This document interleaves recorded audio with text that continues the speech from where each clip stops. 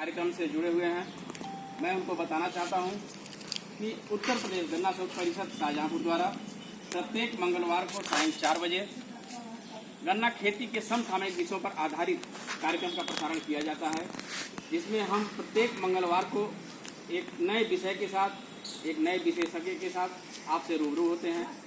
हम ये प्रयास करते हैं कि जो आपको जानकारी उपलब्ध कराई जाए वो प्रैक्टिकल के साथ साथ, जो थ्योरी के साथ साथ प्रैक्टिकल भी आपको करके दिखाया जाए, जिससे हम बेहतर ढंग से अपनी बात आप तक पहुंचा सकें। आज हम पुनः एक नए विषय के साथ आपसे जुड़ रहे हैं, लेकिन उसके पहले आपको बताना चाहते हैं कि जो किसान बंधु ये कार्यक्रम नहीं देख पाते हैं वो हमारे UPCSR शाहजहांपुर का जो फेसबुक चैनल है वहाँ पे सब्सक्राइब करके वहाँ भी आप इस कार्यक्रम को देख सकते हैं। आप उसको सब्सक्राइब कर दीजिए। UPCSR शाहजहांपुर के नाम से ये हमारा जो YouTube का चैनल है वहाँ भी आप देख सकते हैं। सारे वीडियो हम प्रयास करते हैं कि वहाँ भी अपलोड करें। आइए आज के विषय पे हम चर्चा करते हैं। आज का जो हमारा विषय है वर्मी कंपोस्ट यानी केचुआ की खाद। आज हम हर जगह ये चर्चा करते हैं, सस्टेनेबिलिटी की बात करते हैं, टिकाऊपन की बात करते हैं। सस्टेनेबिलिटी आखिर होती क्या है? सस्टेन मतलब टिके रहना, अर्थात कि जो भी काम है हम उसमें टिके रहें। अगर हम इस चीज़ बात करें कि कृषि क्षेत्र में, एग्रीकल्चर सेक्टर में अगर हम टिके रहने की बात करते हैं तो हमारी खेती का जो मुख्य आधार है वो है मृदा। तो जब तक हमारी मृदा उत्पादकता की बात करें या मृदा उर्वरता की, अगर हम उसको नहीं बनाए रखते हैं तो सस्टेनेबिलिटी की कल्पना, ये कोई कल्पना ही होगी। इसलिए सबसे आवश्यक है कि अगर हमें एग्रीकल्चर सेक्टर में, कृषि क्षेत्र में सस्टेनेबिलिटी लानी है तो हमें अपने मृदा में जो जैविक खाद हैं उनका प्रयोग करना पड़ेगा। जो जीवांश पदार्थ हैं उनको बढ़ाना होगा, कार्बनिक पदार्थ की मात्रा बढ़ानी होगी, तभी हम लंबे समय तक टिकाऊ खेती की कल्पना कर सकते हैं। आइए आज हम चर्चा करते हैं। हमारे साथ हैं उत्तर प्रदेश गन्ना शोध परिषद शाहजहांपुर के वैज्ञानिक डॉक्टर SP सिंह, जो वर्मी कंपोस्ट के बारे में आपसे चर्चा करेंगे, विस्तार से आज चर्चा करेंगे। आप जुड़े रहिए कार्यक्रम में, बड़ी अच्छी जानकारी आज आप सब लोगों को मिलेगी। डॉक्टर SP सिंह जी, आपका इस कार्यक्रम में बहुत बहुत स्वागत है। सबसे पहले तो मैं चाहूँगा कि आप हमारे किसान भाइयों को ये बताएं कि वर्मी कंपोस्ट यानी केचुआ की खाद है क्या चीज़ है ये? जैसे हम लोग जैविक खाद कैसे आप लोग देखते हैं, पहले तो मैं आपको बताऊं कि ये केचुआ द्वारा गोबर को विकसित कर खाद का उत्पादन, पहले इस उद्देश्य को हम लेके चलते हैं। लेकिन इसके साथ साथ बायो कंपोस्ट भी हम लोग प्लेसमेंट को भी सहायता करते हैं। कुल मिला के हम ये देखना चाहते हैं कि खेत में अगर आपने रासायनिक लगातार अगर आपने प्रयोग किया है तो निश्चित रूप से एक ऐसा समय आएगा जब आपका खेत ऊसर दिखाई देगा और उसमें कार्बन की मात्रा जो होनी चाहिए वो नहीं के बराबर है।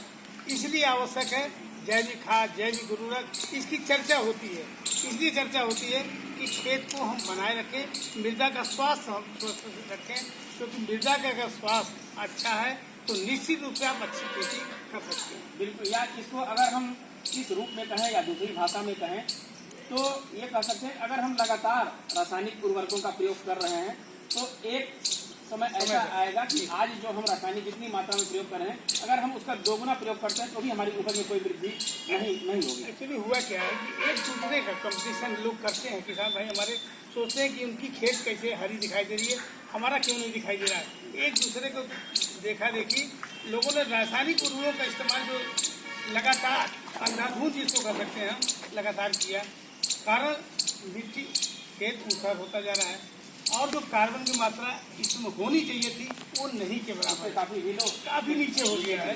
अब आवश्यकता पड़ती है कि हमको खेत को पूरी तरह मृदा बच्चे का स्वास्थ्य ठीक रखने के लिए।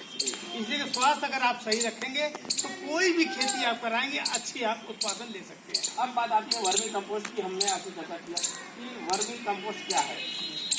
वर्मी कंपोस्ट के लिए सबसे पहले तो हम ये एक चीज़ और हम आगे चर्चा करने से पहले ये जानना चाहेंगे हमारे किसान भाइयों को, अगर कोई किसान वर्मी कंपोस्ट तैयार करना चाहता है, वर्मी कंपोस्ट का उत्पादन करना चाहता है तो उसको सबसे पहले किन चीज़ों की आवश्यकता होगी? देखिए, अगर वर्मी कंपोस्ट अगर आप करना चाहें तो बहुत छोटे पैमाने से ही शुरू कर सको। कोई ऐसी जरूरी नहीं है कि आप बहुत सारे चीज़ों को इकट्ठा करके बनाएं।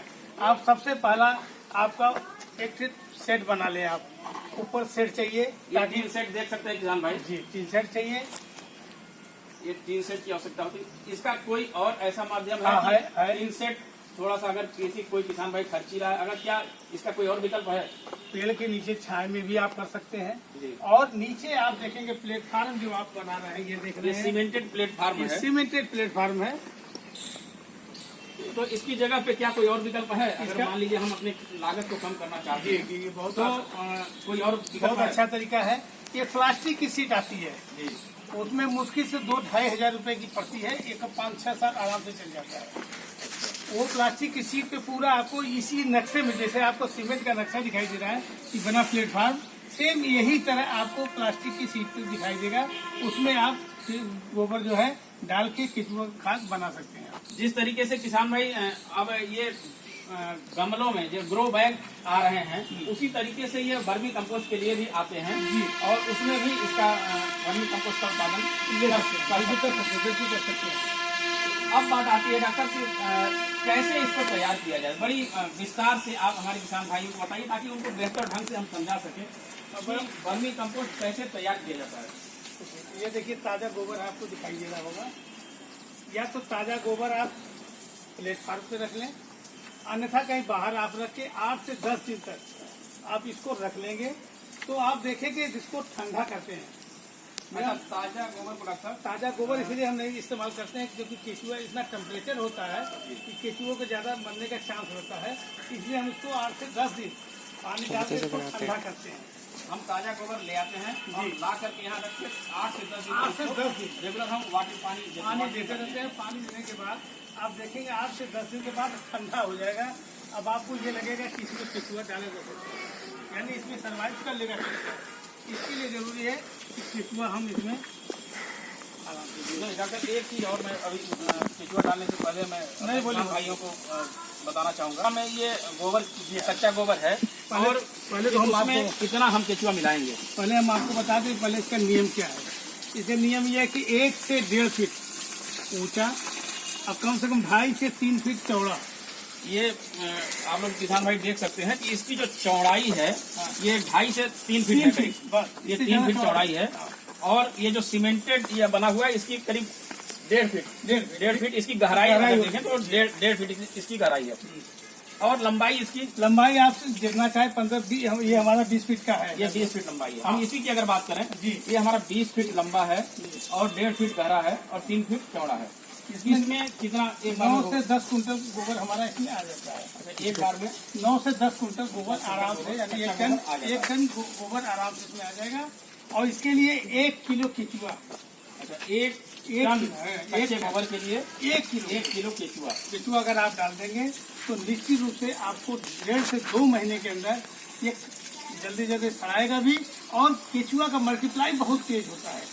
अच्छा, आगे बढ़ने से पहले हम ये जानना चाहेंगे कि जो केचुआ डॉक्टर साहब आप ये प्रयोग कर रहे हैं यहाँ पे किसान भाई देख सकते, ये किसान भाई को उपलब्ध कैसे होगा, कहाँ से वो प्राप्त करें केचुए को?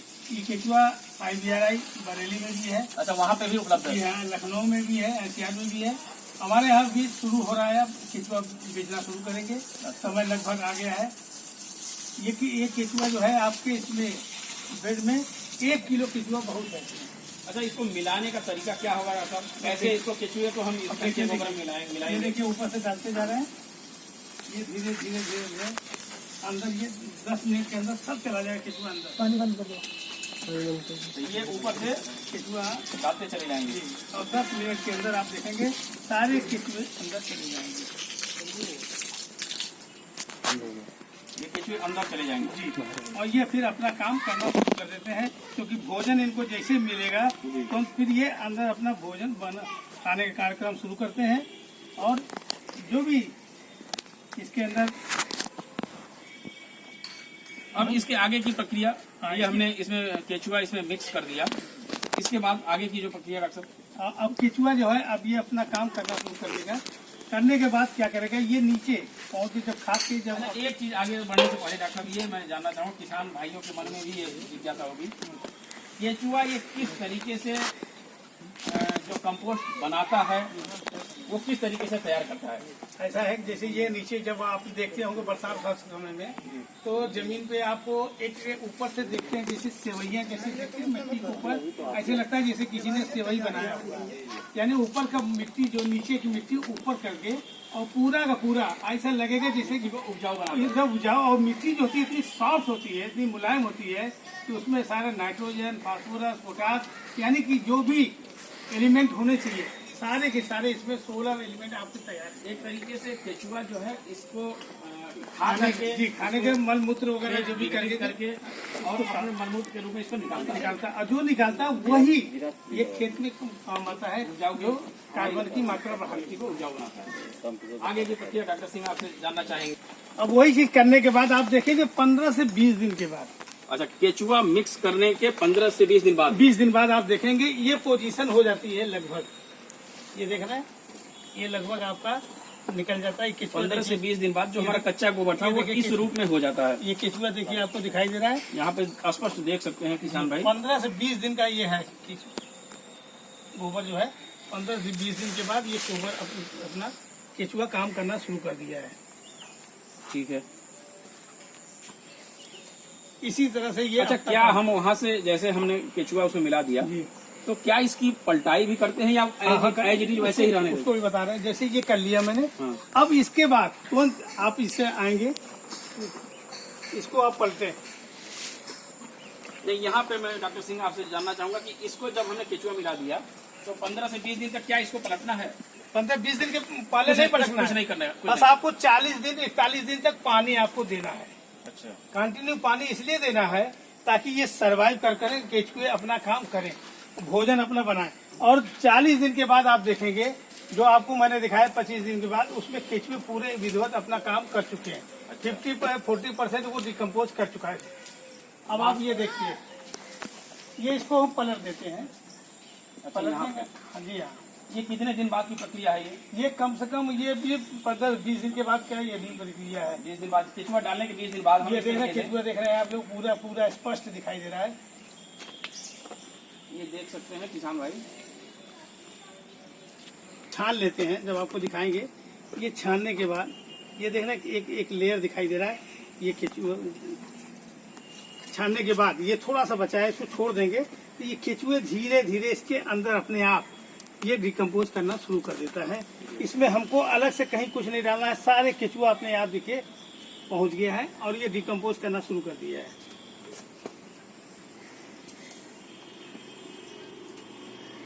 ठीक है, ठीक है। अब इसके बाद आगे की क्या जी, प्रक्रिया? इसके आगे प्रक्रिया ये है, कम से कम 1.5 से 2 महीने के बाद ये डिकम्पोजिशन में पोजीशन में आ जाता है, जिसका ये दिखाई अगर दे हम रहा है। बात करें 45 से 60 दिन, जी 60 दिन हम मैक्सिमम मानते हैं, लेकिन 45 से 50 दिन के अंदर डिकम्पोज हो जाता है।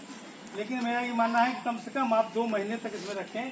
तो इसको हम ले जाते हैं, इसको छानने धीरे धीरे इकट्ठा होकर वहाँ हम उसको छानने का काम करते हैं। 2 mm की छन्नी है, उसमें हम छानने का काम करते हैं। अब ये जो लेयर बचेगी, इसमें जो केचुआ बचेगा, इसको हाँ इसको हम तोड़ देते हैं।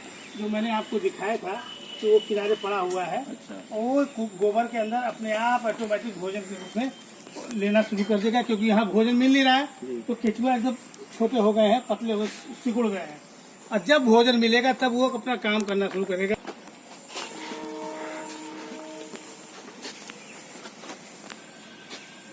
ये 2 mm की छन्नी है, इसी छन्नी से हम इसको हम डालते हैं ऊपर और छन जाता है जब, तो इसको हम पैकिंग करने के लिए तैयार रखते हैं कि ताकि ये छन जाए।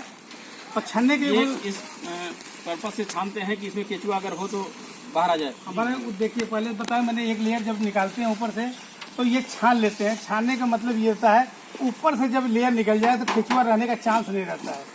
केचुए जो कि उतार जब नीचे नमी आएगा तभी केचुए दिखाई देंगे, वो नीचे लीच करते रहे, नीचे पहुंच जाएंगे। और ऊपर से इकट्ठा करके हम इसको छान लेते हैं। और छानने के बाद ये है, देखिए इसमें आप किसी प्रकार का कोई भी आपको केचुआ नहीं दिखाई देगा। जो भी चीज है, हाँ, ये छानने के बाद ये हमारा ये है आपका कहें तो ये हमारा वर्मी कंपोस्ट जो ये हमें वर्मी कंपोस्ट खेत में डालने के लिए, ये हमारा तैयार वर्मी कंपोस्ट हमारा एकदम तैयार है। और ये खेत में हम डालते हैं, गमले में डालते हैं, लोग बागवानी के लिए भी ले जाते हैं। अच्छा डॉक्टर साहब, एक चीज और, जैसे इसको किसान ले जाएं या तैयार कर लें स्टोरेज कैपेसिटी क्या है, इसको कितने दिन तक हम रख सकते हैं? देखिए, बहुत अच्छा आपने क्वेश्चन पूछा है। स्टोरेज मतलब ये है कि जब तक इसमें मॉइस्चर है अच्छा, तब तक आप स्टोरेज कोई समस्या नहीं है। अगर मॉइस्चर खत्म हो गया है तो आपको ये सोचना पड़ेगा कि तो इसमें थोड़ा सा पानी हल्का सा ऐड कर दें। ऊपर से स्प्रे बस कर सकते स्प्रे हैं? कर सकते हैं, बस ये पानी नहीं डालेंगे, स्प्रे कर सकते हैं। स्प्रे कर सकते हैं मॉइस्चर मेंटेन करने के और लिए। नहीं तो इसको आप जब देख लें पोजीशन अगर ड्राई हो रही हो तो आप इसको खेत में डाल दें, तो जब भी खेत में पानी लगे कोई दिक्कत नहीं है, क्योंकि अगर उसमें मॉइस्चर आपको हमेशा रहेगा खेत में। इसलिए कोशिश करें कि जब भी होगा 3 महीना 4 महीना तक आप स्टोर कर लें, और उसके बाद जैसे ही मॉइस्चर आप खत्म हो रही हो ऐसी स्थिति में आप खेत में डाल दें उसके पहले। अब बात आती है कि ये तो बात हो गई कि किस तरीके से वर्मी कंपोस्ट हम तैयार करते हैं, और ये पैकिंग भी यहाँ पे होती है उत्तर प्रदेश गन्ना शोध परिषद में, इसकी पैकिंग भी होती है, और किसान अगर चाहें तो इसको ले जा सकते हैं। बिल्कुल बिल्कुल ले जा सकते हैं, और इसको ले जा करके अपने खेतों में प्रयोग कर सकते हैं। ये किसानों के लिए समझ लिए कि इससे अच्छा खाद कुछ भी नहीं है। अगर वो जैविक खाद पे आना चाहे, केचुए खाद पे आना चाहे, खेत में कार्बन पहुंचाना चाहे, उसके लिए रामबाण है, उसके लिए ये करना चाहिए। रासायनिक का प्रयोग कम से कम करें, क्योंकि रासायनिक करने से खेत का उर्वरता होता है। एक चीज और मैं आपसे जानना चाहूंगा, अब बात आती है कि इसमें जो पोषक तत्व हमारे पाए जाते हैं, नाइट्रोजन, फास्फोरस, पोटास, उनका क्या परसेंटेज होता है? इसमें कम से कम 2.5 से 3% तक आपका वो है नाइट्रोजन, जी फास्फोरस है 1.5 से 2%, ठीक है। पोटास भी 1.5 से 2%। इसमें कापर, फेरस, मॉलिब्डेनम, सारी जो 16 ये एलिमेंट पोषक तत्व हैं, ये भी इसमें पाए जाते हैं। सारे पाए जाते हैं। एक कंप्लीट न्यूट्रिएंट हम कह सकते हैं और- हमारी सॉइल के लिए। और इसमें जो हो तो वाष्प जो होता है, जो इवापोरेट नहीं हो पाता, इसलिए कि केचुए में जो पेट्राफिक झिल्ली होती है लैट्रिन में, उसको ये नमी को बनाए रहता है ताकि उसको वाष्प को उड़ने नहीं देता है। उड़ने नहीं देता। ये सबसे बड़ी इसकी वो है। और इसमें आपका प्रोटीन बहुत ज्यादा होता है। अच्छा, अगर आप इसको देखें, इसमें प्रोटीन 75% तक होता है, जो खेत के लिए बहुत से लोग केचुए जब मर जाते हैं तो उसको लोग प्रोटीन बनाकर जानवरों को खिलाने का कार्यक्रम करते हैं, खिलाते हैं। ये एक तरह से हमारी जो मिट्टी है उसके लिए बहुत ही लाभदायक है, लाभदायक है। क्योंकि इससे होता क्या है कि हम लोग जो वाटर होल्डिंग कैपेसिटी है ना, जो खेत में आप डालते हैं, जहाँ पानी आपको लगाना होता है, 5-6 पानी लगाना होता है, वहाँ कम से कम आप 3-4 पानी में भी आप इसका काम चला लेंगे, क्योंकि इसमें जो है नमी बहुत दिन तक टिकी रहती है। और इसमें कम से कम जो पानी की समस्या है वो कम से कम, क्योंकि आने वाले समय में पानी को भी ध्यान रखना है कि पानी की भी बात को समझें। क्योंकि होता क्या है, ये जो लोग लगातार खेत में पानी भर देते हैं, इसीलिए लोग खेत में ट्रेंच विधि या दूरी बढ़ाने का यही कंसेप्ट आया कि पानी को हम लाइन से लाइन में डालें, खाद को हम लाइन से डालें, ताकि हमारा अननेसेसरी जो खाद और पानी होता है इस्तेमाल होता है उससे बचें। अभी हम आपसे डॉक्टर सिंह आगे भी बात करेंगे कि गन्ने में कितनी मात्रा में इसका प्रयोग करें, लेकिन बहुत से व्यूअर्स जुड़े हुए हैं, उनके कमेंट हैं, जी। मैं उनके कमेंट शेयर करना चाहूंगा। जी, कुछ जी। प्रश्न भी आए हैं। पंकज सिंह जुड़े हुए हैं हमारे साथ, पूरे प्रदेश भर से किसान जी, भाई जी, जुड़े जी, हैं। जी। रणधीर सिंह गोलू जुड़े हुए हैं, अवधेश कुमार जुड़े हैं, कमलेश शर्मा जी जुड़े हुए हैं, सभी किसान भाइयों का हार्दिक किसान अभिनंदन। अचल मिश्रा जुड़े हुए हैं हमारे साथ, और अखिलेश पांडे जी जुड़े हैं, विनोद कुमार यादव जी जुड़े हुए हैं। ये सभी लोग जुड़े हुए हैं, और इस कार्यक्रम राकेश सिरोही जी जुड़े हुए हैं। सभी लोगों ने कार्यक्रम की तारीफ की है। और मैं ये जानना चाहूंगा आपसे कि गन्ने में इसकी कितनी मात्रा प्रयोग करनी चाहिए, कैसे प्रयोग करनी चाहिए? देखिए, इसका रेगमेंट जो है ये 2 टन है, 1 एकड़ में 2 टन है। अच्छा। लेकिन अगर सिर्फ आप वर्मी कंपोस्ट करना चाहे तो के लिए, यानी इसके साथ कोई भी रासायनिक उर्वरक नहीं होना चाहिए। 2 टन 1 एकड़ के लिए अगर आप करते हैं तो आपको आने वाले समय में चाहे गन्ना हो चाहे कोई भी फसल आप ले, अच्छा उत्पादन मिल सकता है। क्योंकि होता क्या है कि इसमें न किसी प्रकार का रासायनिक अगर आपने डाल दिया तो इसका महत्व खत्म हो जाता है। इसलिए जरूरी है कि पहले इसको आप प्योर करें। अगर नहीं, कि बहुत किसान लोग करते भी हैं, वर्मी कंपोस्ट खाद तो रासायनिक उर्वरक का भी डाल के इस्तेमाल करते हैं, लेकिन कम से कम थोड़ा खेत करें। मैं नहीं कहता हूँ पूरा खेत करें किसान, थोड़ा खेत ले और उसको सिर्फ इसी की जैविक खाद का या डॉक्टर जीएन गुप्ता भी हमारे साथ जुड़े हुए हैं। ठीक। रणधीर सिंह गोलू देवरिया से पूछ रहे हैं कि केचुआ कहाँ से प्राप्त किया जाए। केचुआ IVR है, लखनऊ से भी है, ICR आपको KVK के कहीं भी अगर आप जहाँ है लगभग आपको हर जगह केचुआ मिल जाएगा। प्रदीप राणा जी पूछ रहे हैं कि व्हाट्सएप पर भी वीडियो सेंड कर सकते हैं श्रीमान जी। बिल्कुल, मैं बताना चाहूंगा कि आप हमारा जो YouTube चैनल है UPCSR शाहजहांपुर का, आप उसको देख सकते हैं। ये वीडियो कल या परसों में वहां पे अपलोड हो जाएगा, आप वहां से देख सकते हैं। वरुण मिश्रा जी पूछ रहे हैं 1 टन का मूल्य क्या होगा, ये यहाँ पे क्या इस प्राइस है इसकी जो किसानों को जिसपे उपलब्ध? मात्र 10 रुपया किलो है। 10 रुपए किलो इसका रेट है जो गन्ना शोध परिषद से किसान भाई प्राप्त कर सकते हैं। अगर वो किसान खुद अगर बनाता है तो मुश्किल से 2.5 से 3 रुपया कास्ट आ रही है इसमें। सुनिए हम बताएं, 2.5 से 3 रुपया। जी चलिए, अब आगे हम सभी किसानों ने इस पे आपके कार्यक्रम की तारीफ की है। और प्रश्न, मैं एक बार प्रश्न देख लूं। एक बेड में कितना केजी केचुआ डालते हैं? रणधीर सिंह पूछ रहे हैं। 1 किलो मैंने बताया। एक बेड हमारा जो है वो 9 से 10 कुंटल आता है उसमें 10 होगा। कुंटल। उसके लिए 1 केजी बहुत है बहुत। और 2 महीने के अंदर कम से कम उसमें 8 से 10 किलो केचुआ तैयार हो जाएगा। धन्यवाद डॉक्टर साहब, आपने बड़ी अच्छी जानकारी दी। आज के इस कार्यक्रम में जो हमारे सहयोगी हैं, पूरा पैथोलॉजी डिपार्टमेंट है, डॉक्टर सुजीत प्रताप हैं, सभी लोगों का बहुत बहुत आभार, धन्यवाद, नमस्कार।